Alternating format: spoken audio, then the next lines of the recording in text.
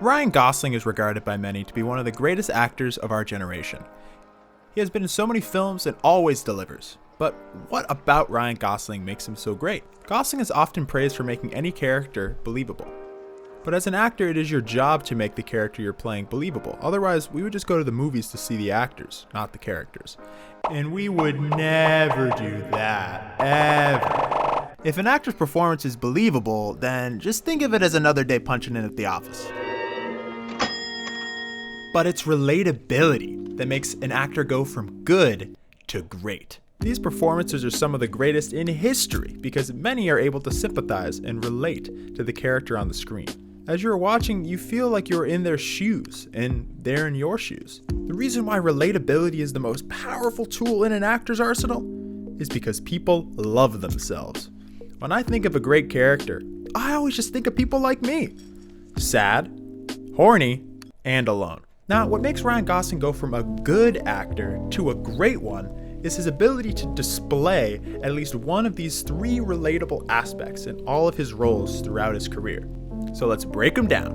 Whoa, what? Gosling usually plays in roles that involve less speaking, and he is able to masterfully exhibit a damaged sadness with just his eyes and tiny facial movements.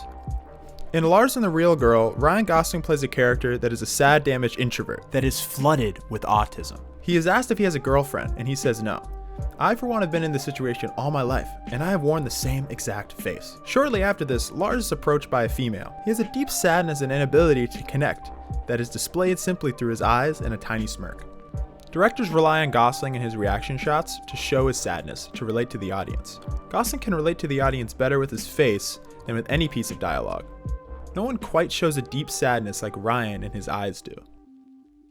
In his performance as the average then not so then becomes average again Joe in Blade Runner 2049, he shows us true sadness, which is emptiness. There are baseline tests used to judge if a replicant is becoming aware of their own humanity, and they are centered around judging if the replicant is self-aware of a feeling of emptiness inside. Joe responds with words, but his eyes do all of the talking. You can see a lack of soul, feeling, and sense of self.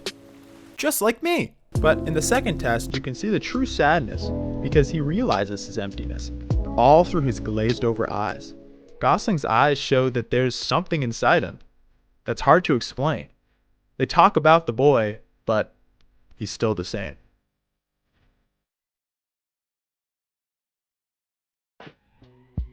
In this scene in Blue Valentine, Gosling asks if you ever feel like you knew a girl before you met them, like you've seen them before. Here, Gosling is portraying a super relatable trait of being horny.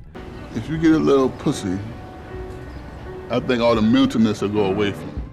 I and many others can relate to being stuck in your own head and being horny, which ultimately leads to simping. At the end of Blue Valentine, Ryan Gosling ends up right where he started, and where many still remain, and that is alone.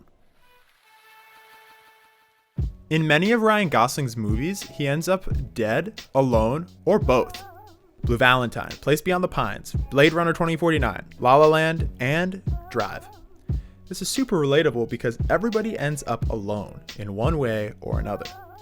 In Gosling's most iconic movie, Drive, he plays a getaway driver with something that many of us find that we are missing.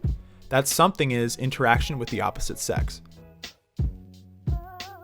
At the beginning of the film, Gosling gets a taste of what it would be like to not be alone when he spends the day with Irene and her son. The song A Real Hero plays, and Gosling feels like this is who he was meant to be, a real hero and a real human being.